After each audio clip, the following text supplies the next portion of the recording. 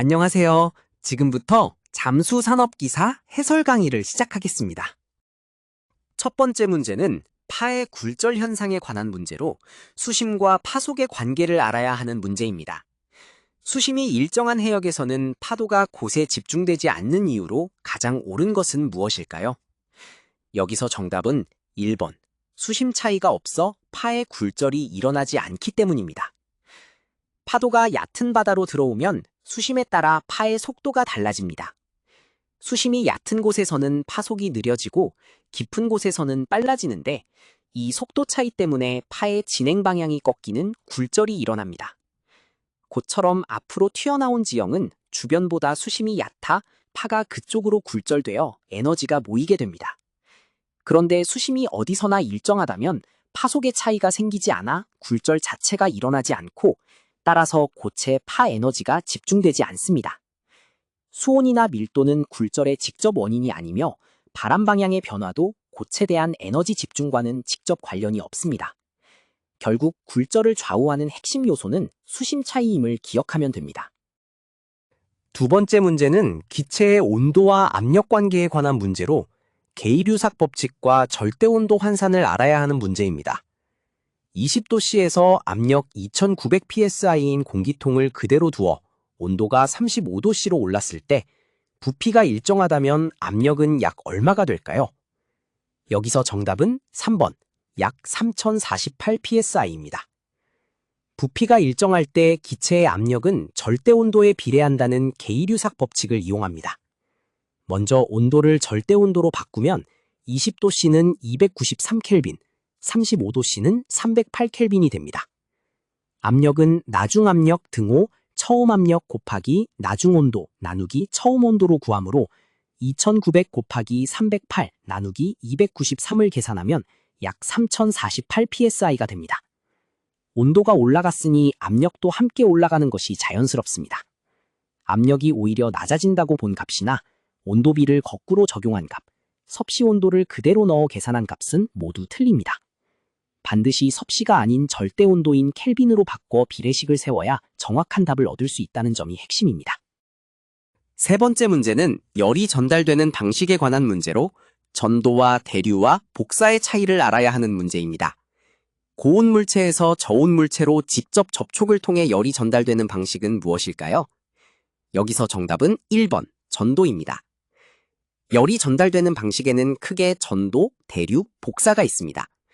이 중 전도는 고체 내부나 물체가 서로 맞닿은 접촉면을 통해 분자의 진동이 이웃 분자로 차례로 전해지면서 열이 옮겨가는 방식입니다. 문제처럼 고온 물체에서 저온 물체로 직접 맞닿아 열이 전해지는 것은 전형적인 전도입니다. 대류는 물이나 공기 같은 유체가 직접 흘러 이동하면서 열을 옮기는 방식이고 복사는 태양열처럼 매질 없이 전자기파로 열이 전달되는 방식입니다. 증발은 액체가 기체로 바뀌는 상변화 현상으로 열 전달 방식이 아니라 잠열과 관련된 것입니다. 접촉을 통한 직접 전달은 전도라는 점을 기억하면 됩니다. 안녕하세요. 지금부터 잠수산업기사 해설 강의를 시작하겠습니다. 첫 번째 문제는 나이트록스의 최대 잠수 수심에 관한 문제로 산소 분압 한계로 수심을 환산하는 방법을 알아야 하는 문제입니다. 산소 농도 32%인 나이트록스를 사용할 때 산소 분압 한계를 1.6기압으로 두면 최대 잠수 가능 수심은 약 몇 미터일까요? 여기서 정답은 4번 약 40미터입니다. 나이트록스 잠수에서 산소 중독을 피하려면 산소 분압이 한계를 넘지 않는 수심까지만 내려가야 합니다. 계산은 산소 분압 한계를 산소 농도로 나누어 절대압을 먼저 구합니다. 1.6 나누기 0.32는 5기압이 됩니다. 이 절대압에서 수면 대기압 1기압을 빼면 물이 주는 압력이 4기압이고 10m마다 1기압이므로 4 곱하기 10은 40m가 됩니다. 즉 산소 32% 나이트록스는 산소 분압 1.6기압을 기준으로 약 40m까지가 한계입니다. 농도나 한계를 잘못 적용하면 16m, 30m, 50m 같은 값이 나오므로 계산 순서를 정확히 지켜야 합니다. 정답은 약 40m입니다.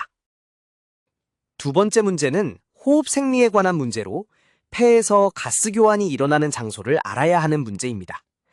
폐에서 산소와 이산화탄소의 기체 교환이 실제로 일어나는 곳은 어디일까요? 여기서 정답은 4번, 폐포입니다. 우리가 들이마신 공기는 코와 입을 지나 기관, 기관지, 세기관지를 거쳐 폐 깊숙한 곳의 작은 공기주머니인 폐포에 도달합니다. 폐포는 아주 얇은 벽으로 되어 있고 그 주위를 모세혈관이 촘촘히 감싸고 있어서 이곳에서 산소가 혈액으로 들어가고 이산화탄소가 혈액에서 폐포로 나오는 가스 교환이 확산에 의해 실제로 일어납니다.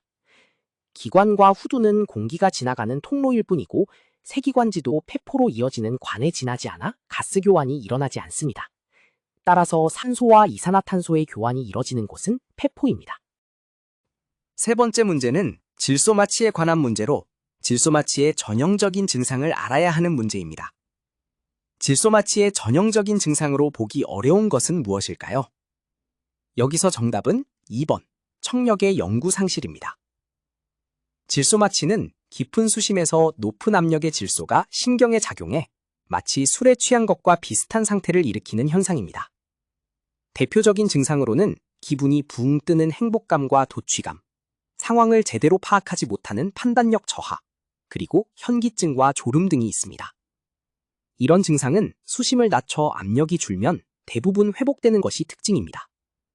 그러나 청력을 영구적으로 잃는 것은 질소마취의 증상이 아닙니다. 질소마취는 일시적이고 회복 가능한 상태이기 때문입니다. 따라서 질소마취의 전형적 증상으로 보기 어려운 것은 청력의 영구 상실입니다. 안녕하세요. 지금부터 잠수산업기사 해설 강의를 시작하겠습니다. 첫 번째 문제는 수심계 관리에 관한 문제로 정확도 점검의 올바른 주기를 알아야 하는 문제입니다. 잠수용 수심계의 정확도 점검 및 허용 오차에 관한 설명으로 옳지 않은 것은 무엇일까요? 여기서 정답은 3번, 정확도 검사는 5년에 한 번만 하면 된다입니다. 잠수용 수심계는 잠수사의 안전에 직결되는 장비이므로 정기적으로 정확도를 점검해야 합니다. 보통 매 잠수 시즌이나 연 단위로 주기적으로 검사하며 수심이 깊어질수록 허용되는 절대 오차의 폭은 다소 커지고 검사 결과는 반드시 기록하고 관리합니다. 그런데 정확도 검사를 5년에 한 번만 하면 된다는 설명은 점검 주기가 지나치게 길어 부적절합니다. 오차가 커진 수심계를 오래 방치하면 실제 수심을 잘못 판단해 감압사고로 이어질 수 있기 때문입니다. 따라서 옳지 않은 설명은 정확도 검사는 5년에 한 번만 하면 된다는 것입니다. 두 번째 문제는 장비 소재에 관한 문제로 빙초산 세척의 혼합 비율을 알아야 하는 문제입니다. 잠수 장비의 염분 제거에 빙초산 용액을 쓸 때 일반적인 물과 빙초산의 혼합 비율로 옳은 것은 무엇일까요? 여기서 정답은 4번, 물 16대 빙초산 1입니다. 잠수 장비에 붙은 염분을 제거하는 소재 작업에 빙초산 용액을 쓸 때는 물에 아주 소량의 빙초산만 타서 묽게 만든 용액을 사용합니다. 일반적인 혼합 비율은 물 16에 빙초산 1 정도입니다. 산성이 너무 강하면 오히려 장비를 부식시킬 수 있으므로 묽게 희석하는 것이 중요합니다. 물 1에 빙초산 1이나 물 1에 빙초산 16처럼 산의 비율이 높은 조합은 장비를 손상시킬 위험이 크고 정해진 비율이 없다는 설명도 옳지 않습니다. 따라서 물과 빙초산의 적절한 혼합 비율은 물 16대 빙초산 1입니다. 세 번째 문제는 온수공급기 관리에 관한 문제로 연료유 점검 주기를 알아야 하는 문제입니다. 잠수용 온수공급기 운용 중 연료유의 상태 점검은 통상 몇 시간마다 실시할까요? 여기서 정답은 4번, 8시간마다입니다. 잠수사에게 따뜻한 물을 공급하는 온수공급기는 연소를 통해 물을 데우므로 운용 중에는 연료유의 상태를 주기적으로 점검해야 합니다. 일반적으로 약 8시간 간격으로 연료 상태를 확인해 연소 이상이나 연료 고갈을 미리 막습니다. 1시간마다 점검하는 것은 지나치게 잦아 비효율적이고 12시간이나 24시간 간격은 너무 길어 그 사이에 연료가 떨어지거나 문제가 생길 수 있어 안전관리에 부적절합니다. 온수 공급이 끊기면 잠수사가 저체온에 빠질 수 있으므로 적절한 점검 주기가 중요합니다. 따라서 정답은 8시간마다입니다.